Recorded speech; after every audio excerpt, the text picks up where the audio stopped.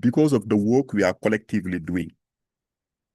In, I think, the Kampala Declaration or even the Nairobi Declaration after the soil or fertilizer and soil health summit, something like that, organized by AGRA itself. Part of the declaration talked about to triple the quantity of fertilizer, including biofertilizer.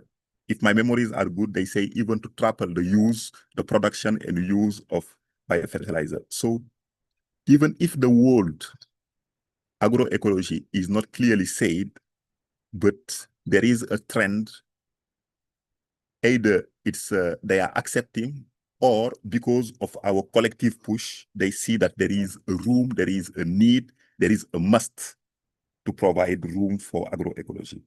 But it did not stop there. If we go into the Kampala Declaration itself, I think it's under Objective 2. There is also a clear instruction to develop the seed sector, including farmer-managed seed systems. It did not stop there with the Kampala Declaration. Taking in one side the Kampala Declaration that talk about FMSS and also the scoping study on FMSS, their AUC itself started to develop a policy framework for FMSS, which is going in a different direction to what was produced in 2021, meaning to develop a harmonized guideline for seed trade in Africa, which is based on UPOF seed or this bill for East Africa. But still, the opposite side is not leaving the battle. They are still pushing. Currently, we have it was presented by Dr. Peter, if my memories are good, the African Continental Free Trade Area. It's an IPR protocol on seeds or genetic resources. If you look at this protocol, we've done a study on it to understand how it speaks to FMSS. It's purely UPOV driven. But there is a window or an opportunity to change it through the annex that was supposed to be developed, to see how this issue of IPR over seeds or this protocol under the ACTA, which is talking about seed, how it should take into account FMSS, traditional knowledge, indigenous knowledge, and so on. There is also a battle because the ACTA is seen by the majority of us as the tool or the program or I don't know, whatever, that is going to save Africa.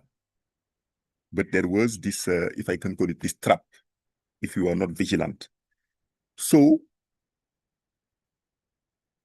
we went through trying to look where this annex is, because this annex was supposed to have some country consultation to develop that annex so that whoever is interested or seed stakeholders could give their input. In May, when we met in Entebbe, a meeting on PVP or yes, plant variety protection, or let me call it on seed governance also, we realized from the headquarter, I think it's the headquarter of the ACTA, someone coming from Ghana, that there was no consultation. None of the participants said that there is a consultation at country level, and they had already developed a draft annex. So the participants tried to work together, give their input, even if that draft annex gave some room for FMSS, it was far to be enough. What does it mean? It means for us that at country level, under the Ministry of Trade, it's not under the Ministry of Agriculture, it's under the Ministry of Trade, there is something that is hidden for civil society to input.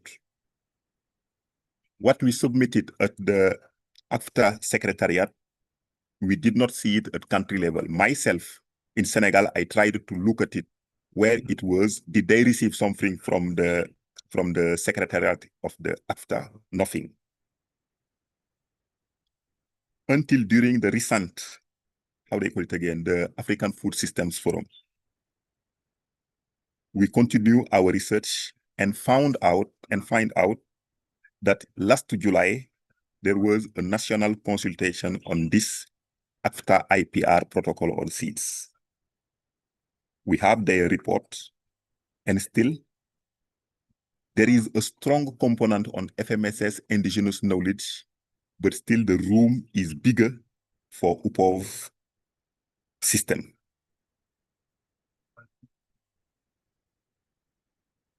For me, if we look at all these developments since 2021, 2024, 2023, the AFTA and so on, there is a strong push, which is obvious, a strong push from AGRA.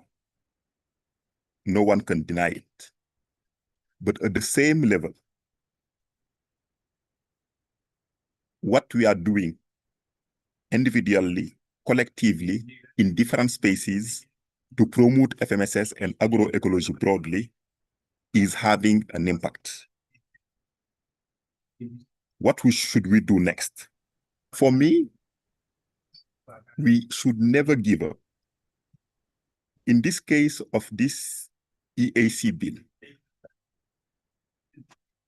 inputting inside, I'm not seeing the value of inputting inside, because from the preliminary, as I said previously to our people from Seed Savers Network, from the preliminary, the preamble itself doesn't speak at all about FMSS. Either we deconstruct completely the preliminary and it will be completely a new document, or we say we don't want it at all, as it was done by in the consultation of 2021, saying this is not a correct process, this paper is not good at all, and we continue to disturb them. On the other side, each of us at country level, we try to push for this IPR protocol, the annex, where we have the opportunity to input. As I said, in Senegal, it's just in July. And when I asked to the people that were organizing this, they say the consultation is not yet closed. It's still ongoing and could go until the end of the year. So if you look at then the two, this bill is pushed from the 2021 harmonized seed trade guideline. Under the AFTA IPR protocol, there is a room that is pushed by the FMSS promoter. Under the Kampala Declaration, there is a room for FMSS. So we can easily see that there are two parallel ideas or two parallel concepts or two parallel systems that are working together, because our decision maker, our authorities are more or less aware of the need to go for something that makes us sovereign. If we keep quiet, they will continue by using the one that have money. If we keep pushing, we will have our room, and then the fight will continue. That's how I see the things, and I will stop it there, and thank you for your listening. Thank you, Tabi. Thank you very much, Famara. I think what is really coming out is that we need to speak up, we need to take action, we need to really be vocal about what we stand for, because like you've mentioned, there are so many processes that are ongoing. Of course, like you've said, some actors like AGRA maybe could be behind pushing for some of the laws that we are seeing in the continent and even in the region. And yeah, we cannot afford to be quiet as people just make laws for us, we need to make sure that we also have an input. But I don't want to seem like I am ending the webinar with a call to action. I would want to first of all recognize that we have Witness Radio, which is based in Uganda, and it associates with itself with concerns of smallholder farmers in relation to this bill, and is committed to be part of what we are working for and what we are promoting in this fight. And yeah, I would want to really appreciate them, because I know they are also live streaming this webinar live on radio. So thank you, Jeff, and Witness Radio as well. So I would want to invite medias to come in with a regional perspective on the seed regulation and engagement with EALA. So Medias is a head of programs at Pelham Association Africa Secretariat, and she has over 19 years of experience in program management, and of course has been very vocal in this space, all the way from the country level to the regional and international levels. Medias. Thank you very much. Thank you very much, Tabi, and Seed Savers and all partners that organized this webinar, and also for the panelists that have so far spoken. Yeah, I would like to share my screen a bit off. I hope you can be able to see it. And are you able to see my screen? Of course, Yeah, we can. You can have on full screen presentation mode.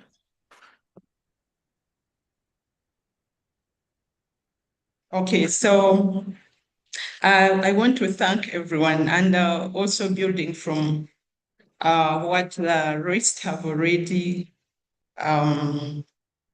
discussed about the bill, but also the broader policy perspective from the regional, continental. And I also want to align to also add that these processes also we see here are also linked at international levels, because if you look at EU, I think last year, I know we have some people from the EU, you know that EU also had a regulation that is the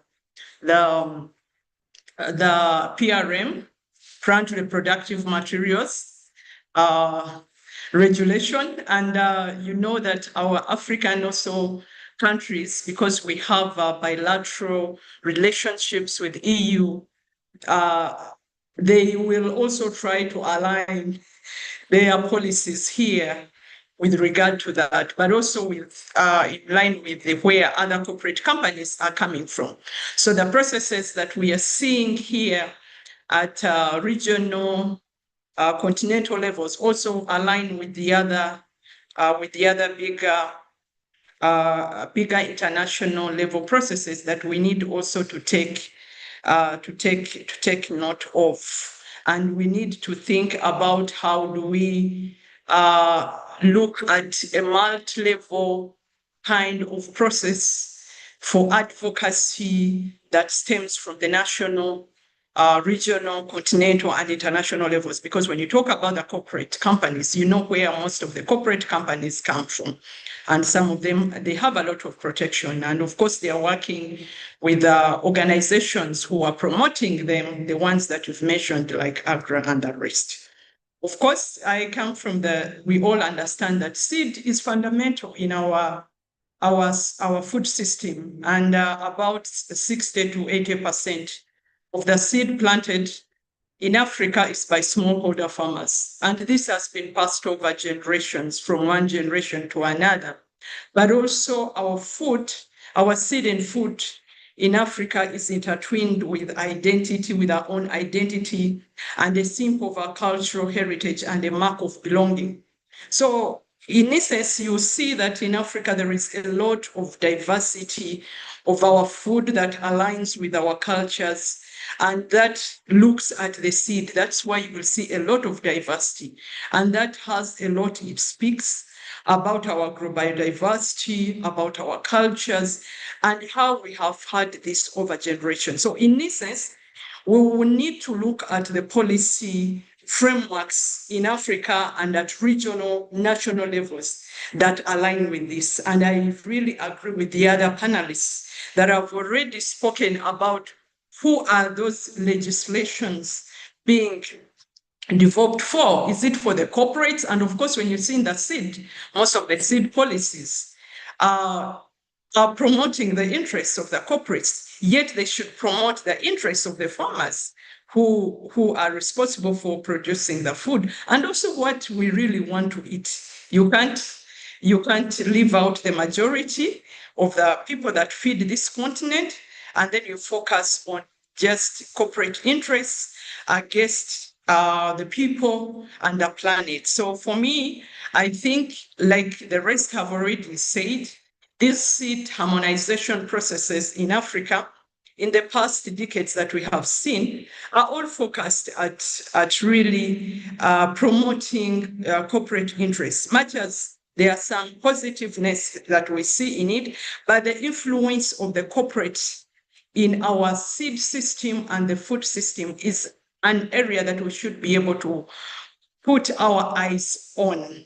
And actually, the level of infiltration of the corporate companies in our policy processes and their promoters in our policy processes is really very evident. You can see that most of the policies have been supported by the likes of AGRA and others that you know on this continent. And who are they promoting? You know whose interests they are promoting. So actually, we must work to ensure that our governments in their policy processes, they should have the capacity to fund their own policy processes, because some of these majority of these policy processes have been funded by the likes of AGRA and others, and also other corporate companies. So what do you expect in the policy? It's what we are seeing in the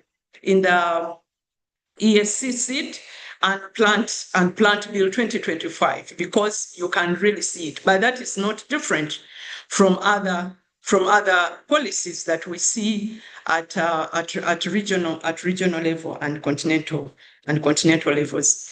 So in terms of what we've seen with the bill, it is not different from other policy processes at the EAC level. For instance, at the EAC level, you'll be able to see the vision, the EAC Vision 2050, which is very clear. But again, you will see then there are other policies like the nutrition, the Food and Nutrition Policy 2016.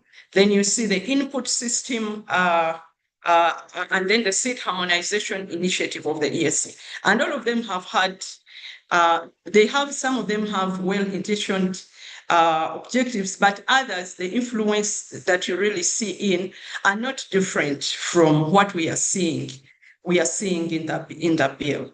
So I think it's very important that we look at this bill not in isolation with other policies and policy frameworks at EAC. We must look at the EAC Vision 2050. We must look at the input system and the seed harmonization initiative. We look at all those policies, and then we try and see how they link with the seed and plant varieties bill. There is a lot of relationships that we can be able to see there.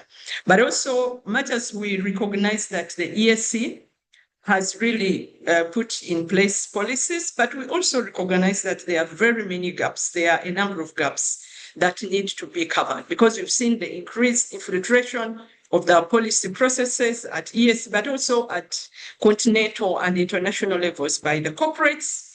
And also we have see that farmers' rights are being infringed on when we know that about 80% of the food that we eat here in Africa is through farmer-managed system. So when you see a legislation that does not mention, that has no mention of the farmer-managed seed system, then we should be able to question that legislation with a lot of doubts about its authenticity and independence of the policy making, of that particular policy making process.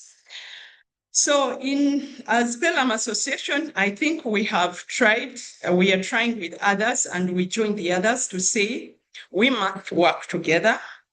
And we have different entities, I think, at regional level that we can be able also to engage. We have the EALA. I think the rest have already talked about it.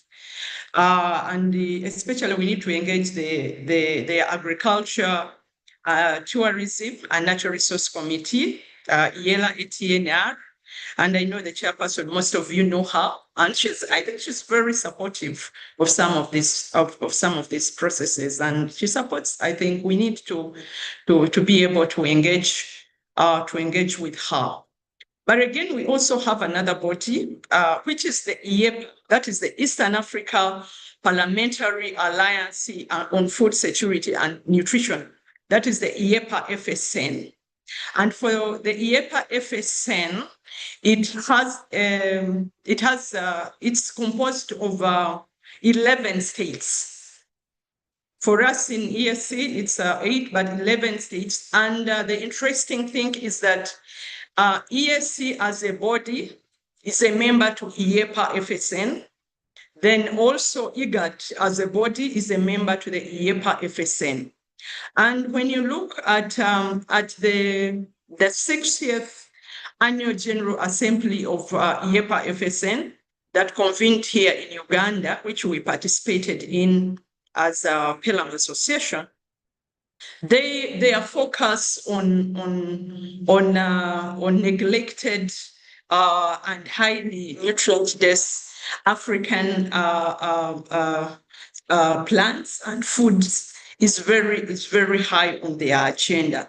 So I think it should be also a body that we need to focus on. Matters may not have the legislative mandate like EALA, but it can be able to influence, because EALA is also a member to FSN, and I know that the chairperson of EALA ATNR is one of the members who represents EALA in the EAPA FSN.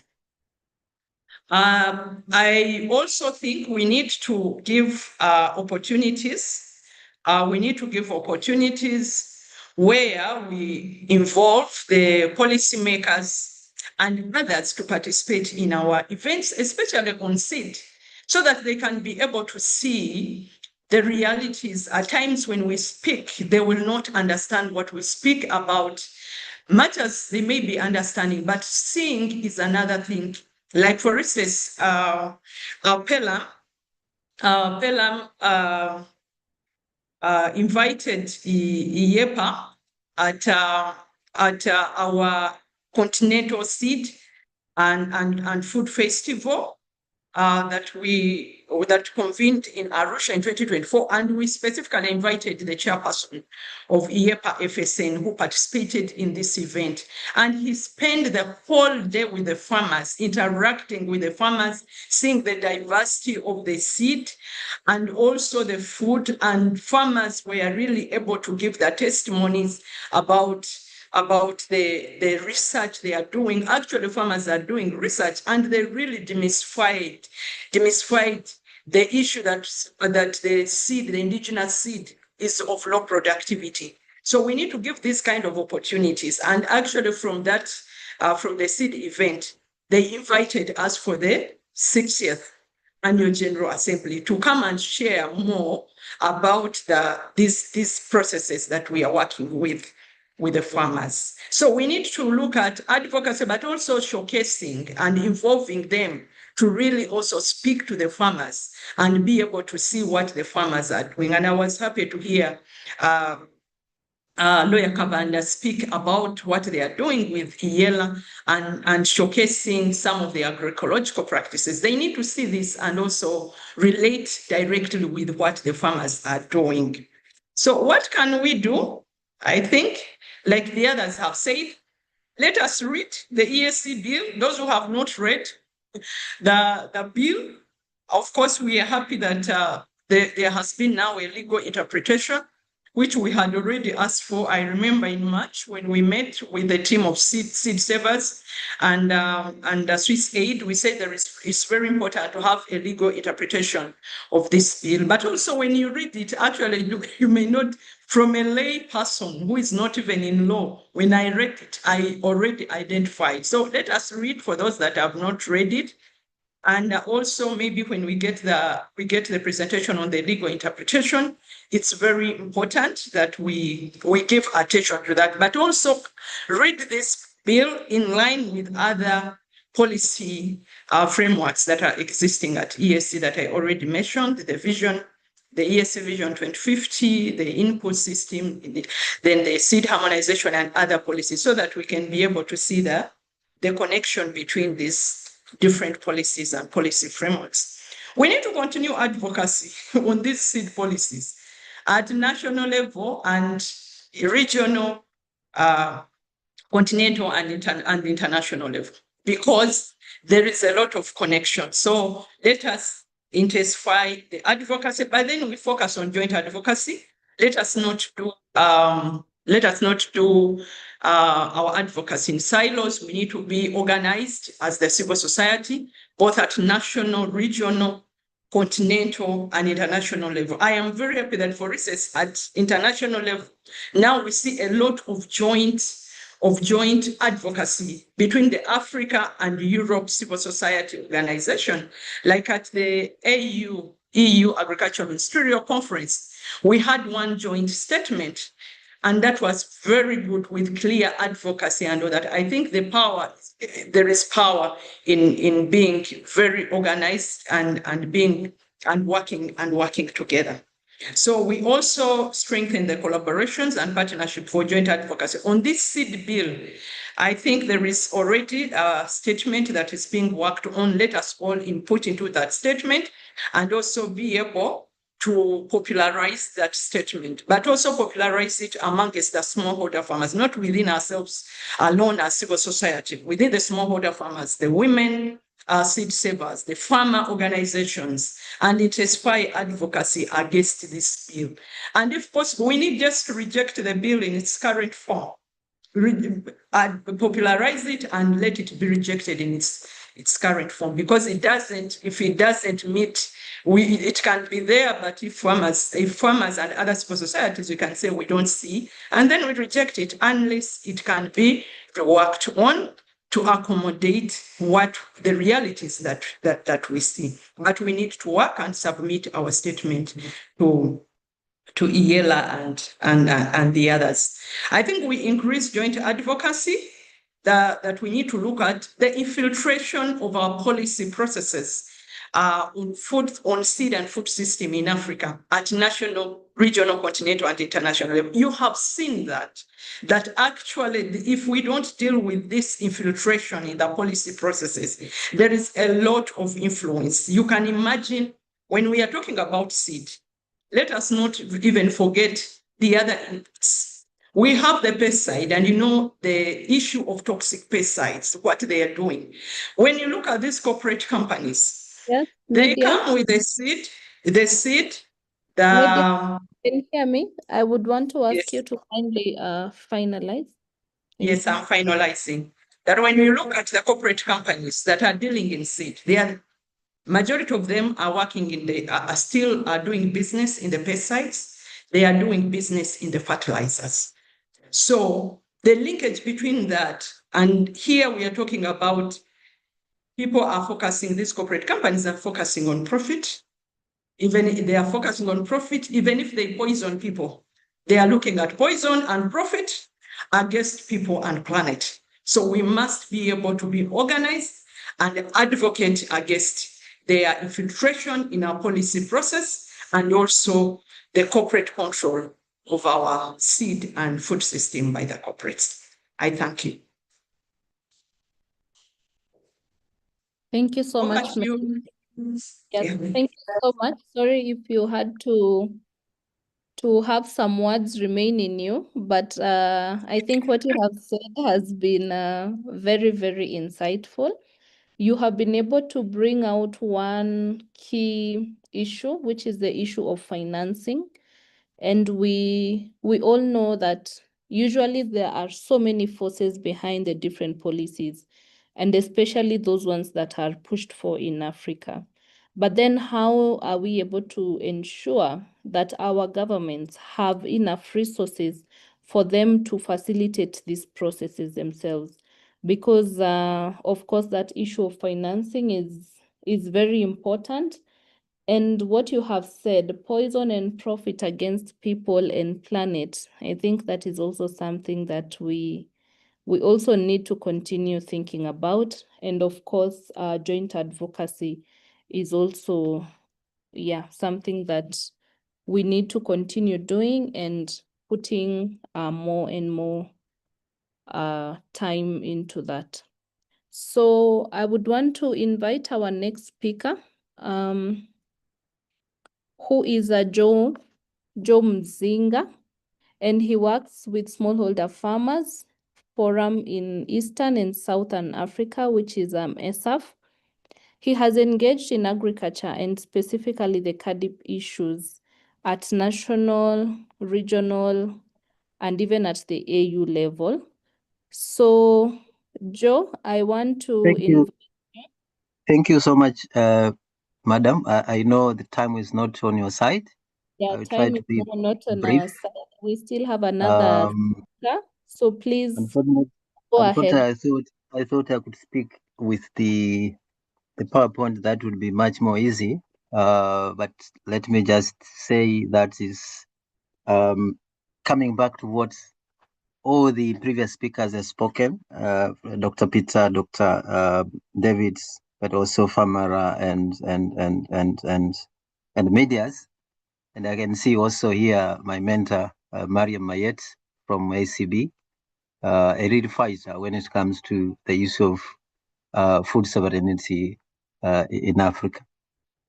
Now, what I can say in terms of the process, I think I do agree with all the speakers that the time is now. We need to fight, but there are two schools of thought in terms of sailing with the boat or sailing against the boat. A lot of analysis we have had. I think Famara said maybe we need to fight for the farmer managed seed system. And I would say that even if we fight for the farmer managed seed system, I think it's better to ensure that this registration also recognizes the farmer managed seed system, in which we do agree that majority are the smallholder farmers. But reminding our government in terms of food sovereignty, and particularly comes from seed sovereignty. Looking at what is happening now in Europe, the sanction that we see, it can happen any other time, and Africa would be nowhere in terms of ensuring that is food secure in the future. Now, to start, I do agree with the speakers that this is really, we can challenge whether it's a homegrown piece of registration, because it started about 8 years. I remember to be called for the meeting in 2017, September, by the East African Community Secretariat to discuss about this bill. And immediately after that meeting, shared widely.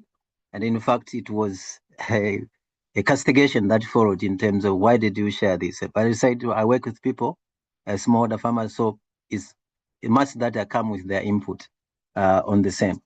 So this is dragged almost 78 years back, and we can see it was going to and fro. And lastly, we are informed that it went through the Parliament of East Africa for the first reading.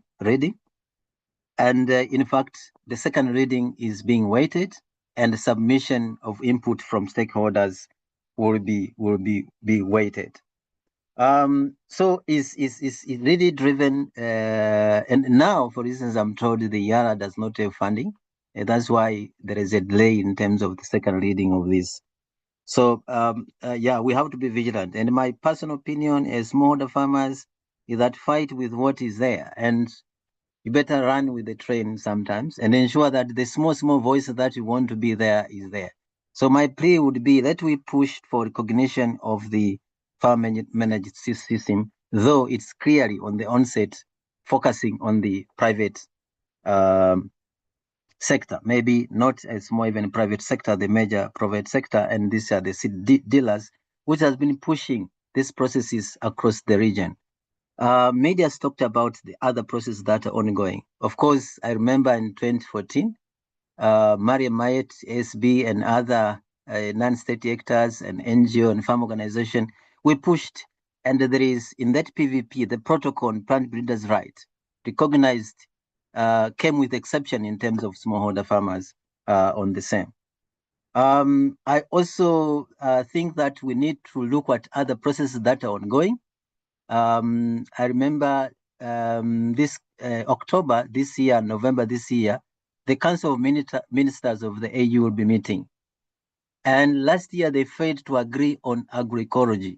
So I'm pleading with AFSA, I know is here, and other stakeholders, Peram is here, in terms of ensuring that we make sure that there is recognition of agroecology in the agricultural food system. And we have only about 1 month to go, so to speak, before the Council of Ministers meet, because it was said last year that they couldn't come out with the clear agreement on the same, but we can still push for this year so that they can agree. Once it's approved within the AUC, I think it will be much more easier in terms of promotion. Again, another thing that I see as an opportunity is, I think also media has alluded to the same, Famara as well extensively talked about the Comprehensive African Development Agriculture Program, and now we have the Kampala Declaration, the KD. The Kampala Declaration, in principle, agreed on the farmer managed system. Now, where we are moving from now is to see if we can have specific indicators. We have 6 goals. Goal number 1 speaks about the farmer managed system. So we have to fight for the same and ensure that the indicators are also informing the CADIP strategy, which will be there for 10 years to come. Now, back to the East African Seed Bill. As I said, the train is moving really fast. And just to correct that, Madam Franza, Honorable, the chair of the Committee of Agriculture, Tourism and Natural Resources of the YALA, she's no longer the chair. We have a new chair from South Sudan, and his name is Honorable Gideon Gatpan. I'm not so sure if we have South Sudan here, and I can see in the new list of the members of YALA, we still have some people from South Sudan who are in the previous Committee of Agriculture, Tourism and Natural Resources.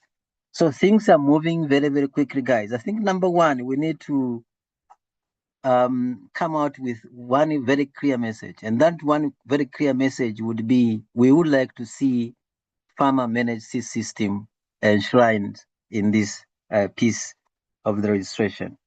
Number 2, we have those 20 members, plus the chair, which are 21 new members of the Agriculture, Tourism and Natural Resources. I will be sharing maybe the list later, and we find a way how we can start talking to them. I would like to allude to the Tanzanian Seeds Group. I think we had a meeting a few months, about 2 months ago, and they invited one of the members to attend in that very meeting, which is very good in terms of moving forward. So we have a starting point that we have members in our country that we can start talking and discussing with them before the public hearing comes. So the public hearing are expected between now and 26 and February 2026.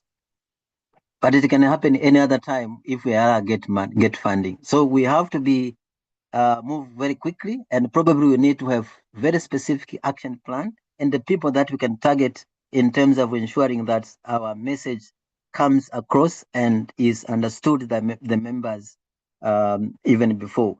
So what we are informed is that the public hearing will be going simultaneously in all the 8 members.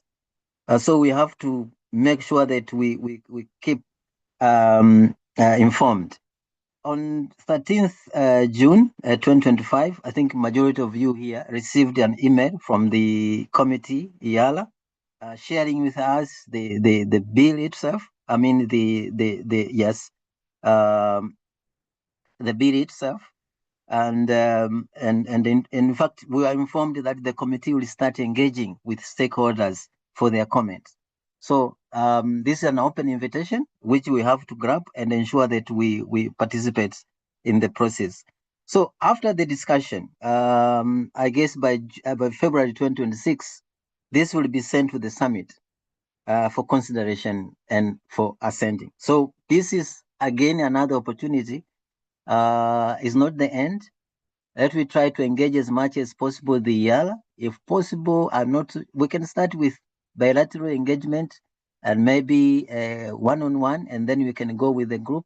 And then if need be, like it was proposed by the Dr. David, maybe a petition would be a way forward to go. So with those very few quick presentation, I think we need also to build the cases, as I said. Africa, and in particular East Africa, also has continued to be facing malnutrition and hunger, and I think diversity is the way forward to go to ensure that we have balanced diet, even those ignored, marginalized, and sometimes I would say orphans crops are also cherished moving forward. So I thank you very much with those very few remarks that we have to keep an eye on the African Union processes, but also the East African processes, but also the the countries' processes. I know the Tanzania City Working Group is working very much with the Ministry of Agriculture and other related institutions in terms of pushing for the recognition of farmer-managed seed system. Thank you very much. Over to you. Thank you so much, Joe, for trying to even give us a breakdown of where we have come and probably what is next and how we can engage. Because of time, I would want to invite Mariam, who is the founder and director of the Africa Center for Biodiversity, that is ACB, which is based in Johannesburg, South Africa. And ACB carries out research, analysis, advocacy, and shares information, builds capacity, and catalyzes action among key organizations. So, Mariam, kindly come in. Of course, we have been hearing about the 2018 bill, and now we have the 2025 bill. We would want to hear about your engagement with the 2018 bill and how you were able to, of course, among other stakeholders, make sure that it was watered down, and now we have the 2025 bill. On top of what is already being suggested, what can we borrow from your engagement on the 2028 bill? Karibu. So thank you very much to you, Tabby, and Seed Savers Network for inviting me. And if I may, just so that we can marry both bills together, start off first by giving some of my own analysis and inputs into the 2025 bill, as it also relates to the 2018 bill, because the ethos in both bills are the same. And I think it's important for us to bear in mind that what we're dealing with in both components of the bill, so there's a component dealing with seed marketing, which is in the first part, and the second part deals with plant breeders' rights, plant variety protection. Both components are essentially commercial seed laws. So we have to be very careful if you want to insist on having farmer seed systems in this law, because this law, with its 18 pages, is very, very slim, is part of the commercial food and seed production architecture designed to support a particular system, designed to support the dissemination of improved, mainly commercial seed, but not only, because improved seed can come from the private sector, but also from research institutions. And then they have a certification production system that's designed principally to support the role of the private sector in multiplying and distributing seed. And the private sector they refer to here is very much the African seed trade associations that have been put in place by the Bill and Melinda Gates Foundation through its seed program over the Mariam? last 2 decades. Yes. Hi, So- Mariam. We lost you Yes. for a second. Okay, so what I want to say is that it's going to be very difficult to insist that you want to include farmer managed seed systems in a seed law. Can you hear me? Yes, we can hear you. Okay, so I just feel that it's a law that is very much designed for a particular sector where there's a great deal of concentration and consolidation in the seed sector. So you have to be very careful whether you want to insist that you want in such a law where there's a dichotomy between supporting very heavily the commercial seed sector and then completely locking out and disregarding the majority of farmers that proliferate in the East African community. So I just want to say that be careful. So I want to say that both the 2018 bill and the current bill is very discriminatory and inequitable in its approach because it doesn't treat all farmers and all seed in the same way. And I think that this has already been discussed. And we know that it's very dismissive of small-scale farmers and farmer seed systems because it has a very typical approach to the seed law in terms of its variety release system, its certification system. The variety release requires that seed must be consistent with the distinct, uniform, and stable requirements, which is very expensive. It takes place in laboratories. The value for use and cultivation entails multi-location trials, also very expensive. And the only people who can really afford these tests would be commercial seed breeders, perhaps research institutions that are also funded by USAID, USDA, and other agencies. And it's a role, particularly for seed certification, for the private sector to come in play. And they're very clear in the preamble or in the memorandum to the bill. They say very clearly that we want to create an enabling environment for the private sector for multiplication and distribution of seed. Now, here you want to think about the issue of asking for alternative quality standards for farmer seed. And this can also lead to a very difficult discussion around the registration of farmers' varieties. Do you want to go down that lane, or do you want to talk about completely different alternative quality standards for farmer seeds based on germination rates, moisture content, and phytosanitary measures, and limited to just a couple of quality standards that will allow farmer seed to be traded, sold, exchange on the regional and national markets? Now, I think that this law also has a lot of implications for national level lawmaking and institutional arrangements. It's going to cause a lot of countries to re-examine their laws. They will have to amend their laws to allow seed to be released in their countries according to the seed law. We're going to see an expedited proliferation of commercial seed across the East African community.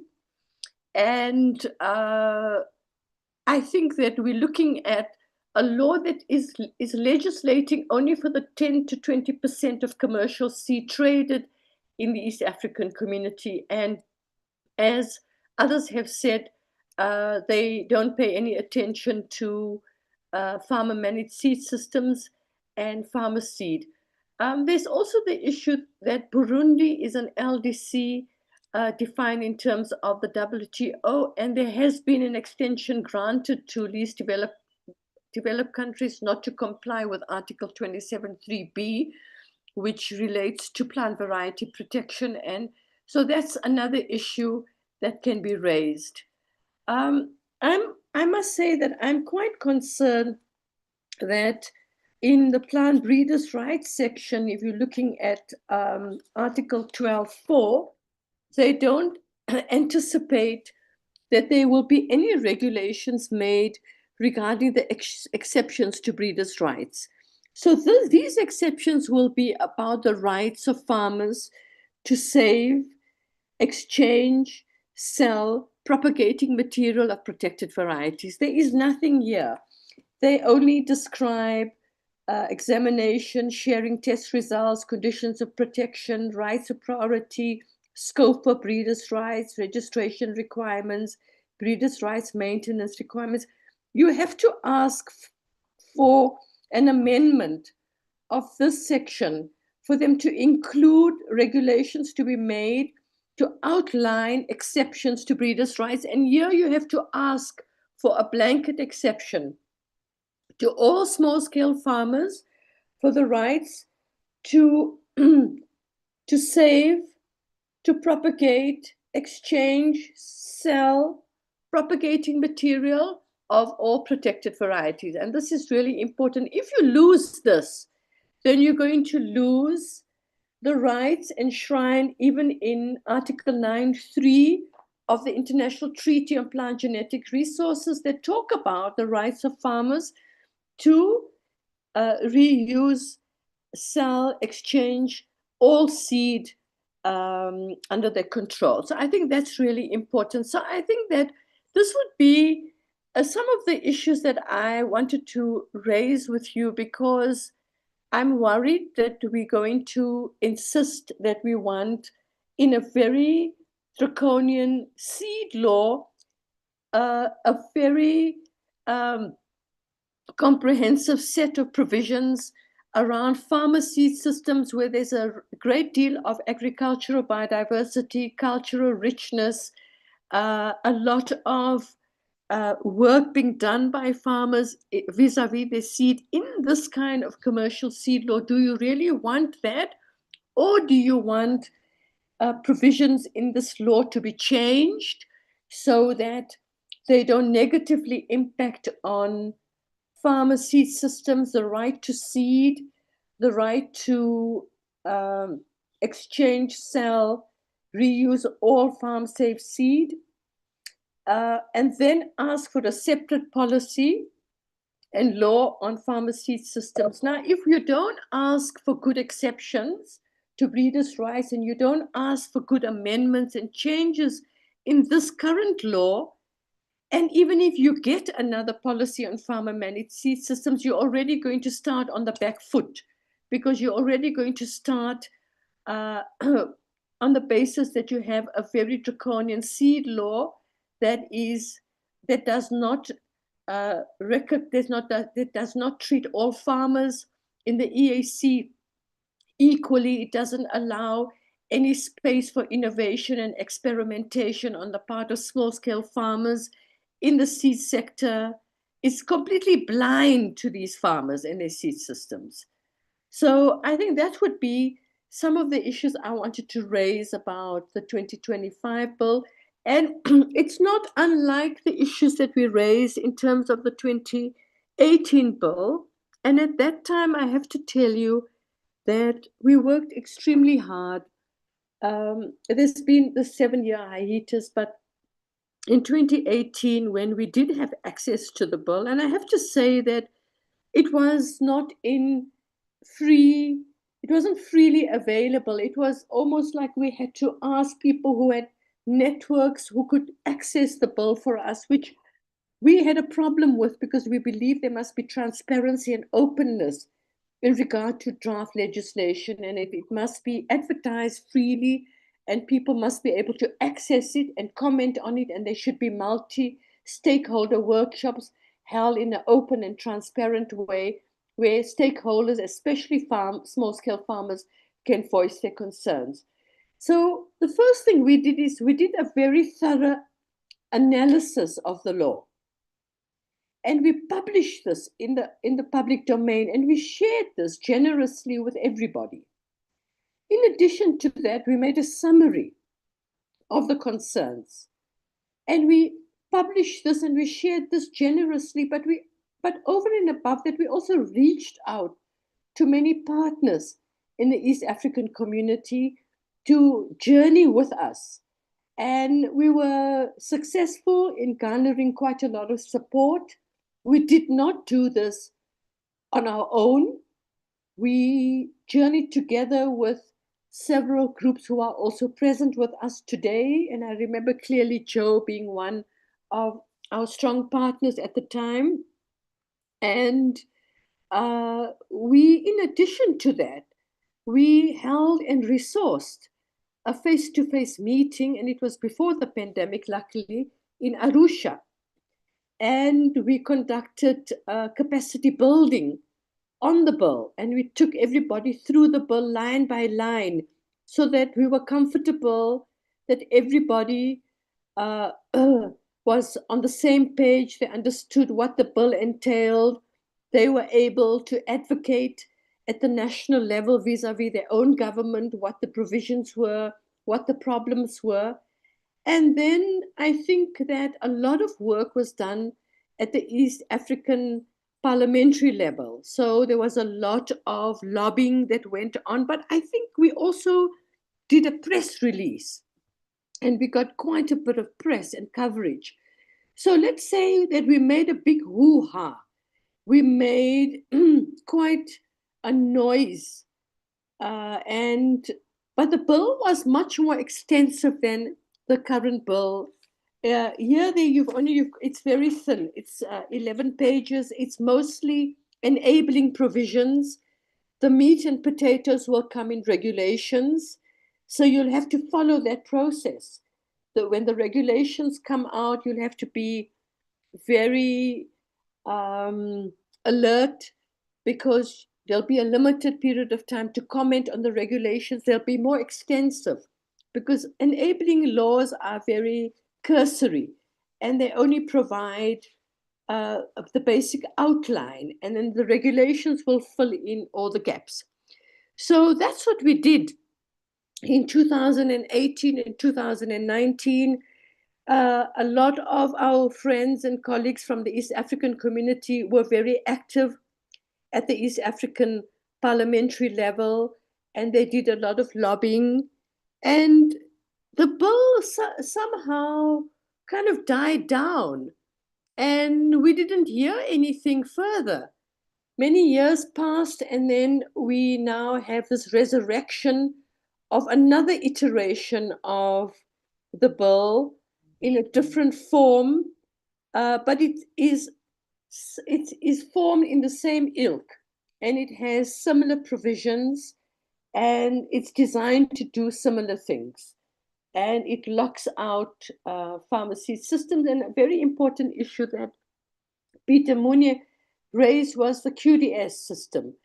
This is something that's very alive in Tanzania and other countries, and this bill doesn't even talk about that system. So what's going to happen to all those farmers who are in that system, who are producing seed in a more truncated version? So I don't know whether this bill was hastily put together, but it seems like it was very hastily put together, and there must be a very strong impetus and pressure, particularly from the private sector, and they probably want to get into the seed market, and they need this bill to be passed so that they don't have to go from country to country to country to get the seed authorized and put on a national seed catalog, and then to get the seed certified country by country. Now will be a shortcut for them to get the seed certified and proliferated through the East African region. So I'll stop there, and I hope that I didn't take more than my 5 minutes, but I wanted to discuss a little bit some of my take on the two bills. So thank you very much for the opportunity.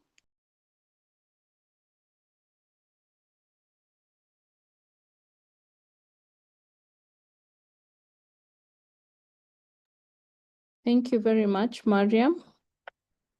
Yeah, I think that has been very insightful, trying to look at the differences between the two bills. I hope I'm audible. Someone confirm? Yes. Okay, thank you. Yeah, and it looks like the difference is basically the same. And we need to be steadfast in advocacy, in engaging even directly, doing the bilateral talks with the EALA.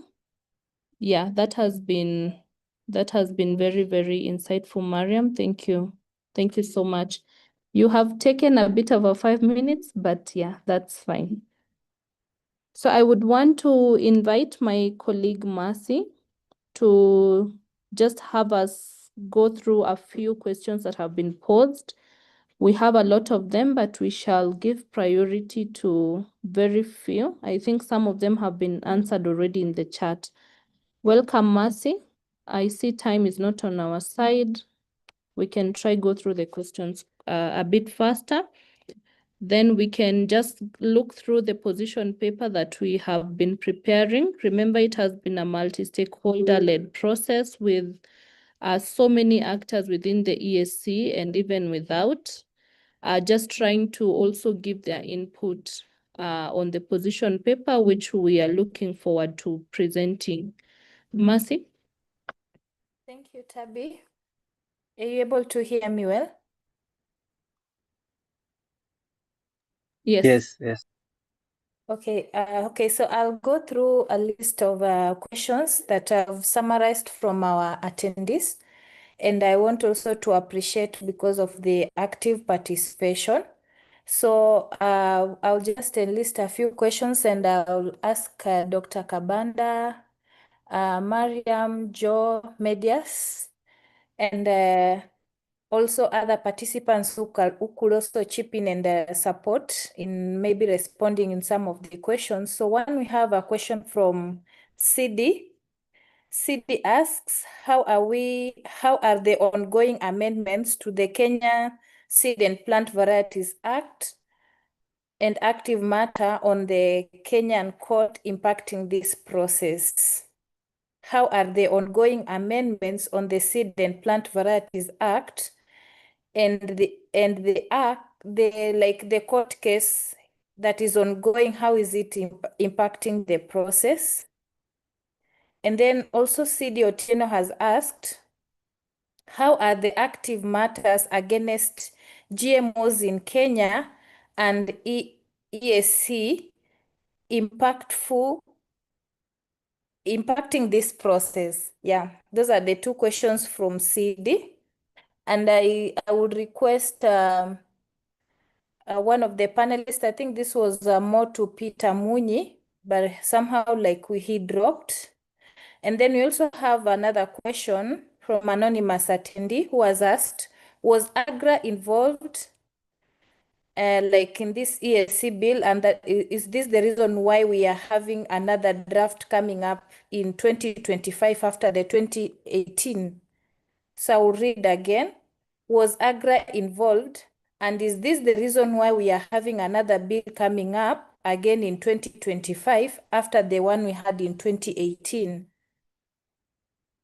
So we can have one of our panelists to respond to that. And then we also have another question from Hakim, who says, what recommendations will you propose for SSF in the partner states during consultations that they are excluded? I will read again. What recommendations would you propose for SSF in the partner states during consultation they are excluded? So let me have those ones responded to, and then if time can allow us, we can have more questions on board. Back to you, Tabi.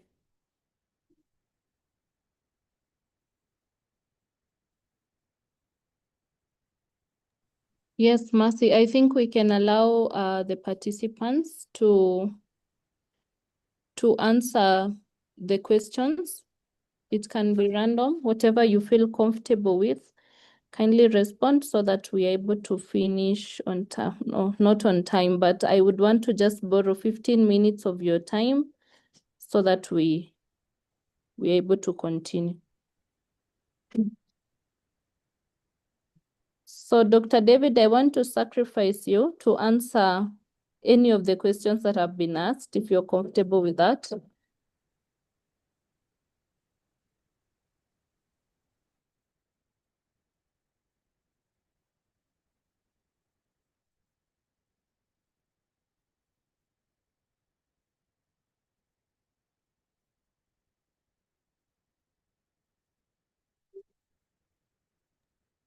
Any of our panelists, Medias, Joe, Maria? Yeah, maybe Tabi? very quickly. Sorry, there is interference here. I was saying in terms of Agra participation, no, in fact, USAID and Agra supported the process. I don't know where the push came from. Definitely, as media said, this is omnious processes happening at the regional level. What they want is harmonization of seed a trade system so that they can freely move from one country to another once they've tested in one country. And as far as I know, Agra and USAID supported the process. And this again comes to the critique that why don't we have our own funding to fund our own processes moving forward? So yes, USAID and Agra participated in terms of funding the process. And the process is the same bill since 2017, when it was sent to the Council of Ministers. And again, going back to the Secretariat and then going back to the drafters in different countries. So it's the same bill, but changed, but it's the same process.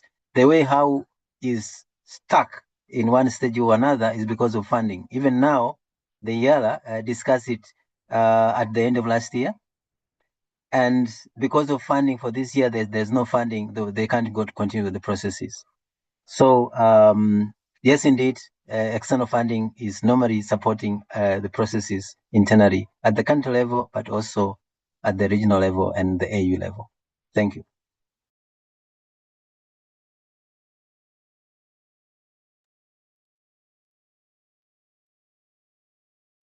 All right. I think also we can have our panelists go get to the chat box just also to type back the answers. But we also have another question from Michael, and I think Medias will respond to this well.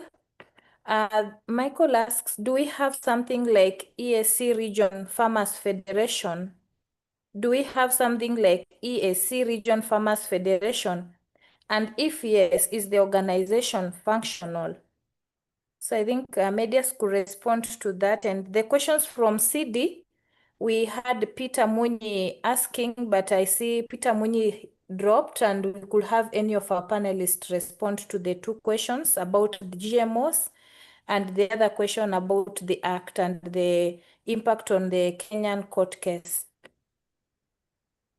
Okay, maybe I can come in on the EAC Farmers Federation. I know there is East African Farmers Federation. not as EAC, but East African Farmers Federation, which has its offices in Nairobi. And its membership comes from the National Farmers Federations, the National Farmers Federation from each country. So that's the one I know about, the East African Farmers Federation. And if someone needs contacts, Pelham Kenya can be able. Actually, it was even present at the second Eastern Africa Agroecology Conference as part of the partners. Yeah.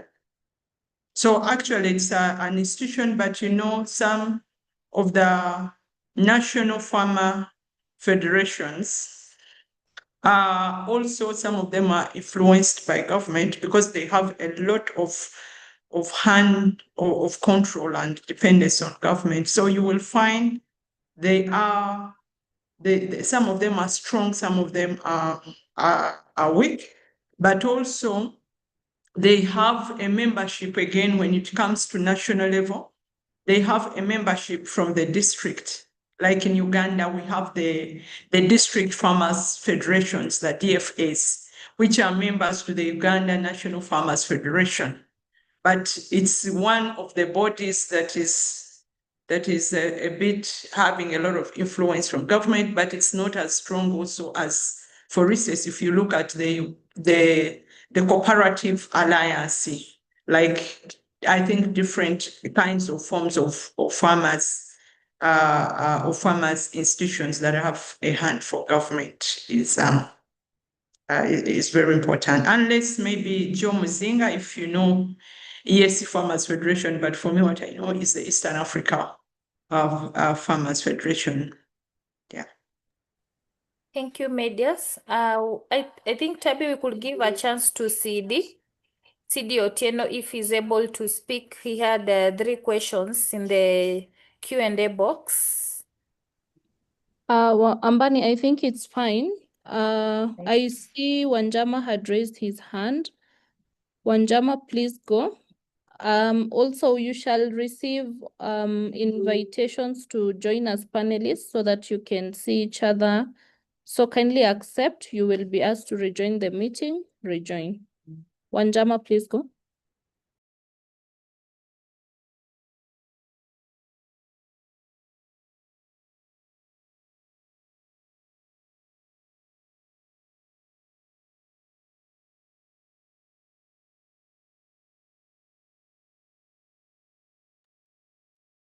Wanjama?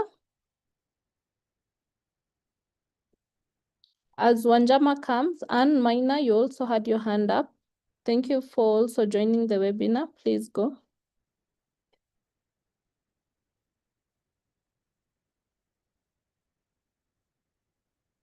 Unmute and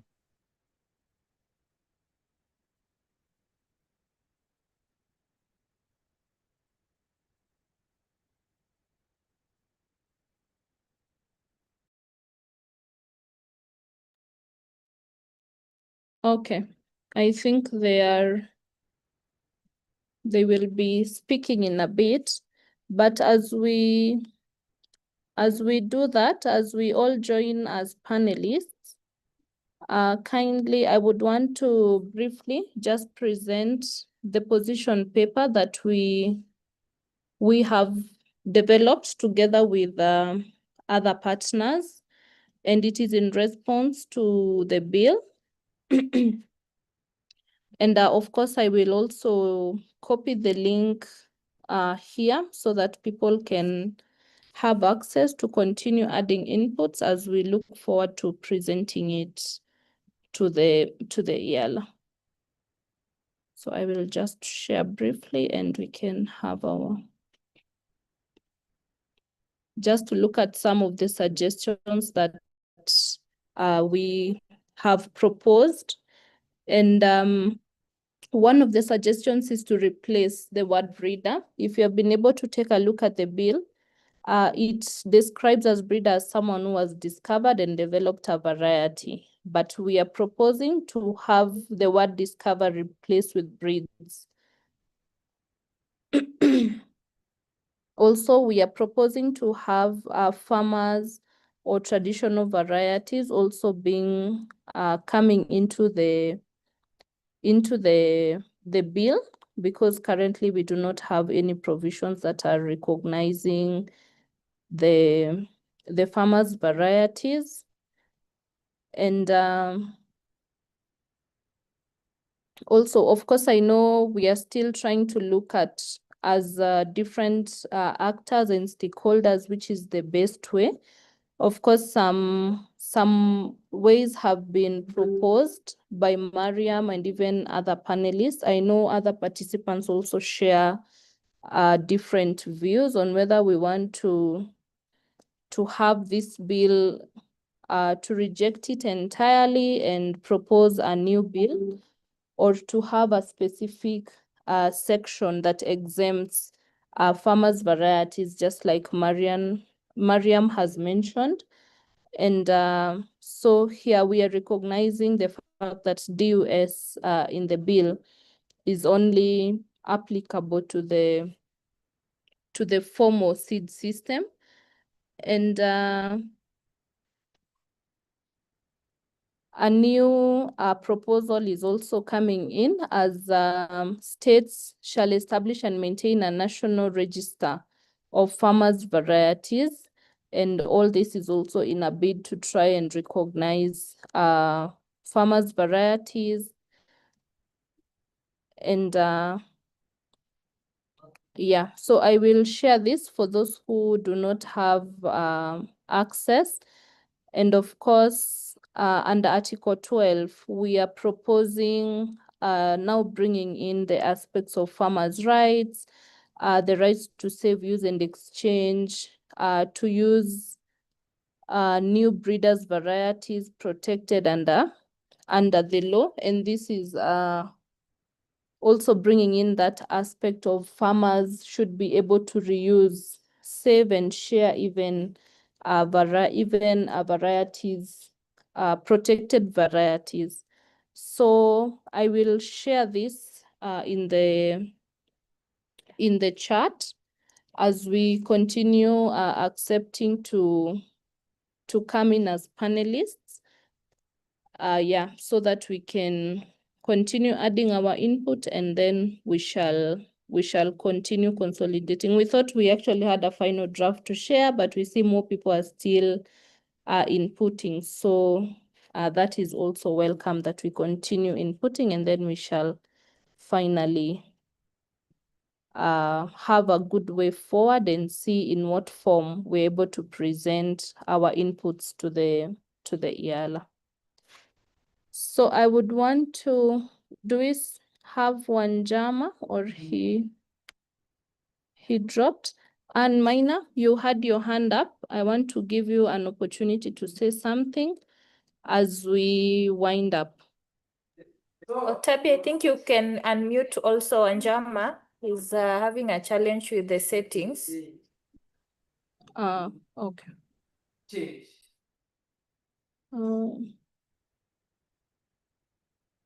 I have sent a request. Wanjama, please speak. You're unmuted.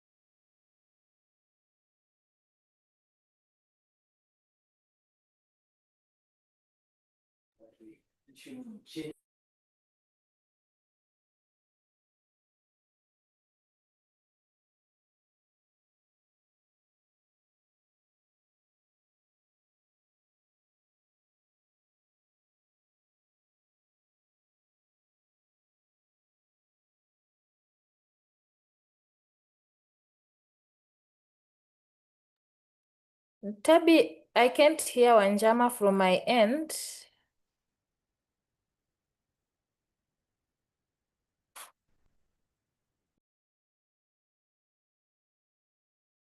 Just wanted to answer one question. Okay, Wanjama, we can hear you now in the meeting. I think you're having a challenge. Please proceed. Thank you. Thank you all for coming. We are grateful that we have been able to have this meeting. But I just wanted to answer one question, I think from CD. CD was asking whether there was any possibility that taking going to court might have impacted the fact that people have agreed to start the review of Senior Plant Varieties Act. I would say it could be possible, but we cannot say that we have any evidence for that. But we can see a lot of change of heart from the policymakers, and I have heard some of them referring to the fact that some items that we were discussing as what is supposed to be reviewed in the Seed and Plant Varieties Act are the reason why farmers are going to court. So it is likely that the PS had agreed to have the review start, also because people might be afraid of the judgment that is coming up in November. Thank you. Yeah, thank you. Thank you, Wanjama, for the remarks. So, Ann Maina, you're having the same trouble trying to speak.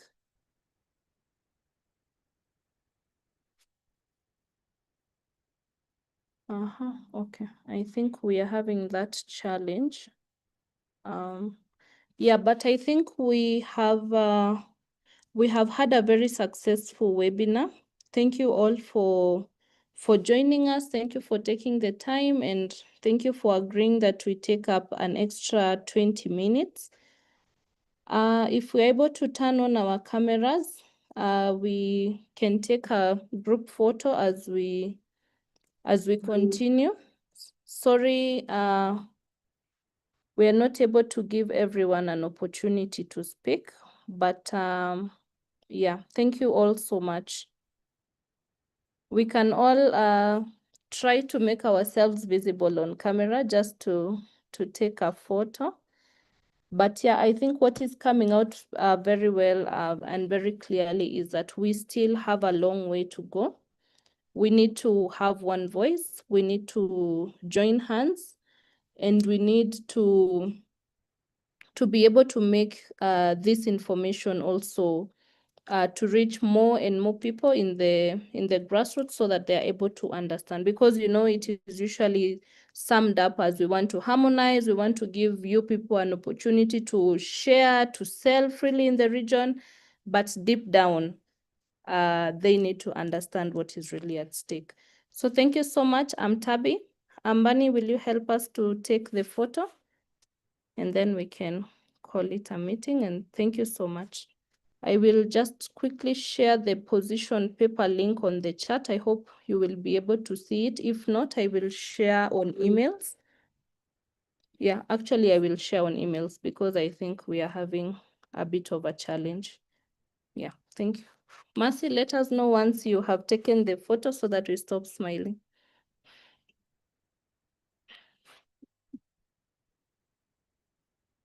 Yeah, done, Tabi. Thank you all. Have a good evening and good day.